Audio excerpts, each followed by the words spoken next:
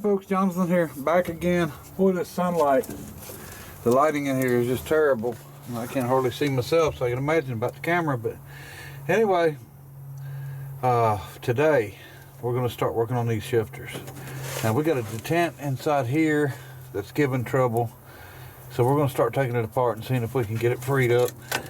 I don't want to shift, and I can't get it into travel from the swing. This is supposed to come back and stay, and it's not staying, it's going forward on its own.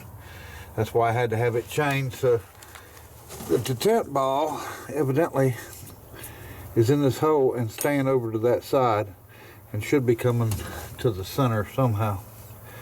Maybe a spring in it, it's stuck either way. So we're gonna start working on that, but I think first thing we're gonna do is get this thing cleaned out.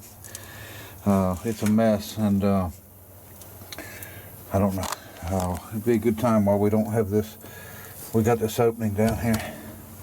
So let's see what we can get done there, and then I'll bring you back and we'll get to work on trying to fix these shifters. Okay, so we got a little bit of it cleaned out. Still a mess in here. This is where I need my big shop vac I was gonna build. I hadn't built yet. So anyway, to show you how this works. Okay, this lever here comes up, and when you put the main shifter in, it actually pushes against this. And when it pushes against it, it pulls this detent out. Now this detent it was stuck and it wasn't coming out, but it needs to come out. Now I've got it slid off some, but it needs to come out and go into this hole. And that locks it in place until you push over on it with the shifter. Now the problem with the other side is we're pushing over on it with the shifter, but it's stuck, it's not coming out. So that's why it's sticking on the other side of this hole, the detent for the other side. So we're gonna go ahead and get this off, and we're gonna try to get everything freed up, and we'll go from there, see if we can get this thing working right. All right, so we got it all freed up, took it apart, put it back together, put a new bolt in it, made sure the springs was good, everything was working fine.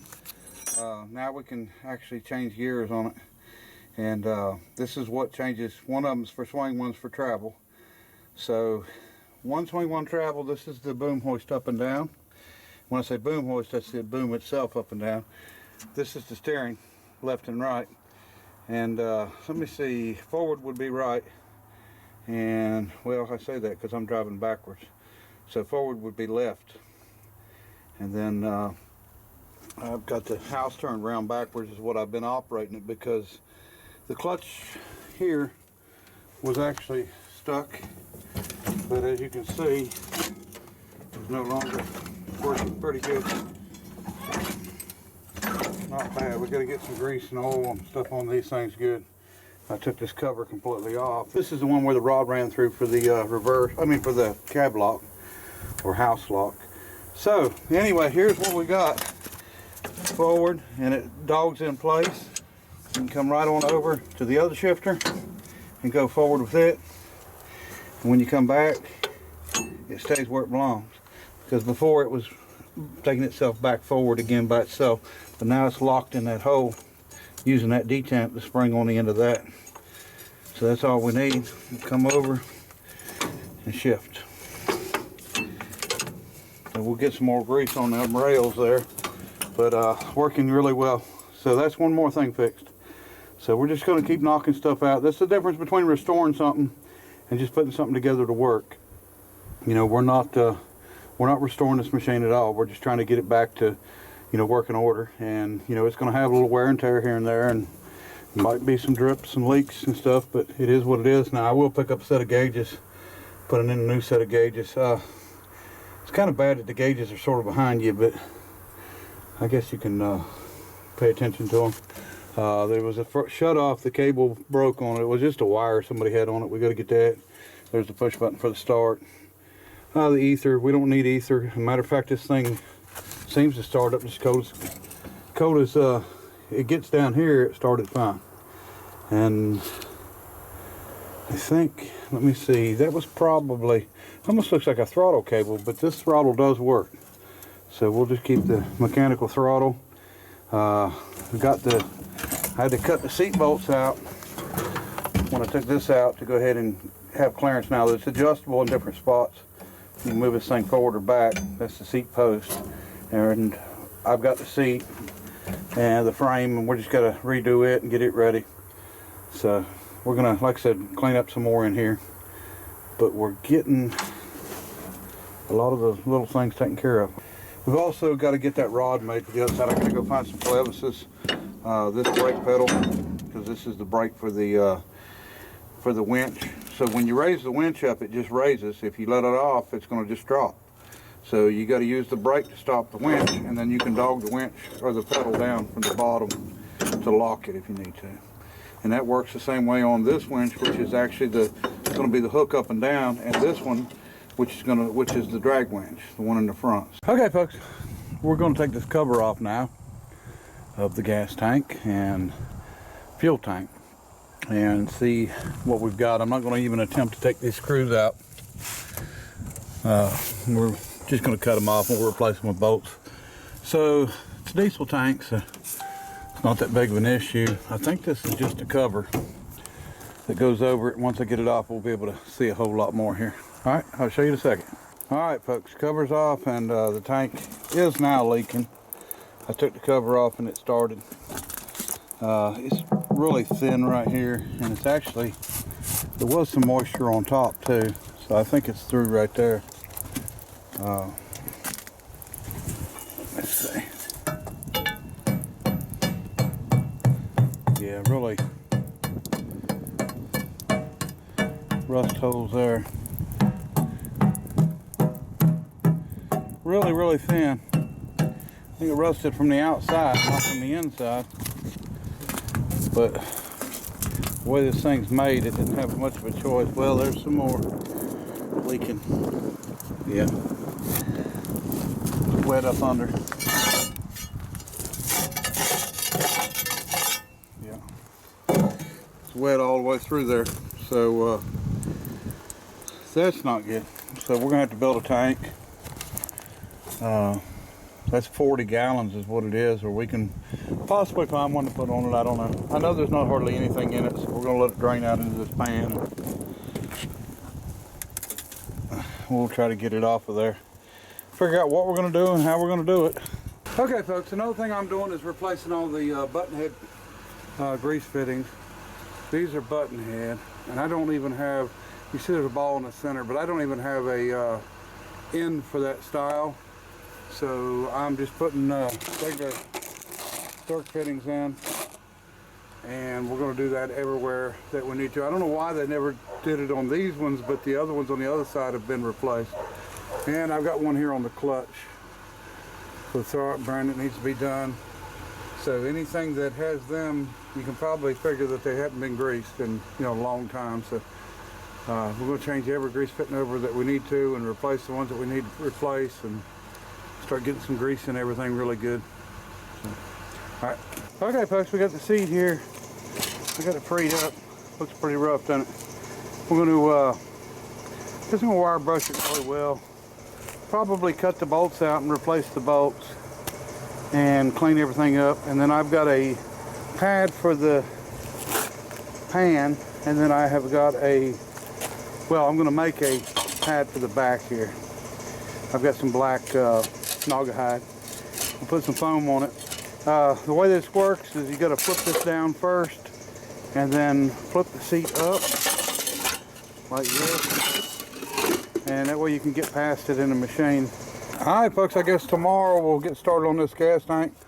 It's going to be afternoon before I can work. I've got to go to DMV in the morning, and what should be a 5-minute trip there.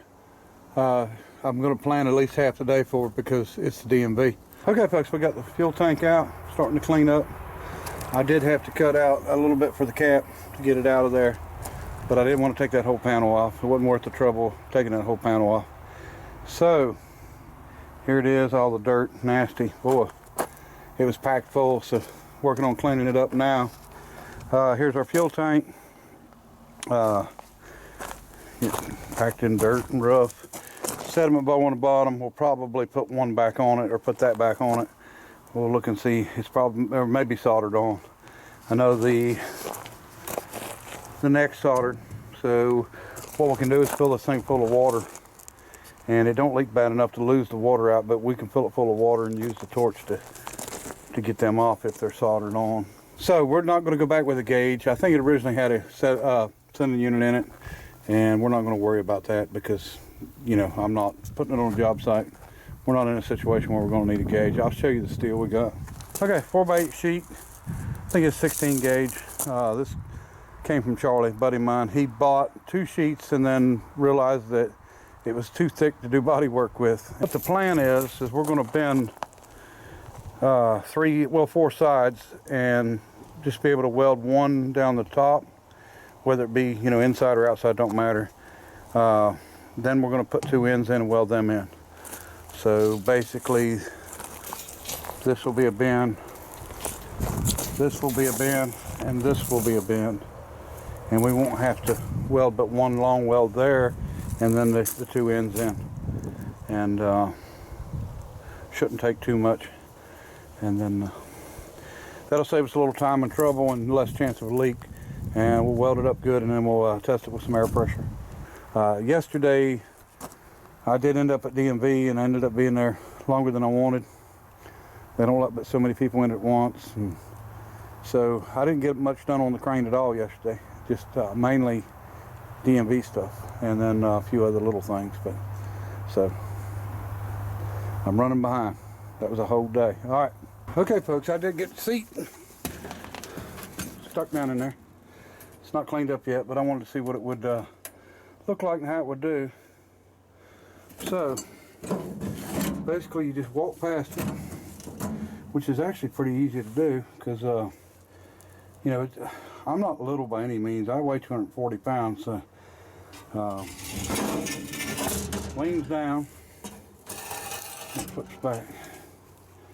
So you're tucked in there, but we're going to take all these bolts out, and because this needs to be tightened up so it will stay in place with a little friction on it, and we got to probably sandblast this stuff. So I think I will take it apart and put it in the sandblaster and try to get her done. But that's going to work good. We've got our pad there, and then we'll make the back one. I got our cover sort of straightened out, putting it back on now. And I've still got, trying to figure out where the other bolt went, and right there is where it was at. And this is just for, it's probably supposed to have a full hole there and drilled and tapped here. So I think it's broke off, so we're going to try to drill it and tap it. And then we'll probably pull this back off and redo this cover so there's a bolt hole there. Because this thing moving like that, it's not going to get it. Well, it's got the handle stuck through there. I've got to go ahead and do the end of it, and I may cut it off, put a new piece on it because it's rotted and or rusted and pitted so bad. I want to be able to put a bicycle grip style handle back on it like it's supposed to be. So, all right, see what we can get done here. All right, folks, we've got both ends cut out, and we got the main piece cut out, and now we got to do the bends on it. We'll start welding it together. All right, folks, here it is. My son luckily just happened to come home from work and stopped by here, and now I've got it bent because that was kind of hard to handle by myself.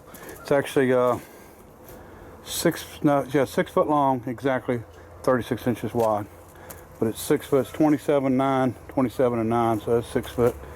So, pretty good sized piece of steel, and like I said, that's supposed to be 40 gallons, what the book says. So we're going to start tacking together, cleaning up a little bit with the grinder, and then tacking together, and we'll get it where we can weld it permanent. All right. All right, folks, here we are so far. We got to pretty much tack together on this end. I got to put the other end in yet, and then I'm going to start doing some welding on it. Getting there. Okay, folks, we're going to call it a day. Weld it up. I don't know if it's going to leak or not. We're going to know tomorrow. We're going to do a pressure test on it. I think I'm just going to put a valve stem in it and just put just a little bit of air in it, and then we'll spray it with some soap and water. And it's not if it's going to leak, it's where it's going to leak, and we're going to fix it. And then we'll go from there. So both ends are welded in, and then that one seam through here. So that's it. It's right size. We'll get everything where it needs to be, and go from there. All right. Appreciate everybody watching. Till next time. Bye.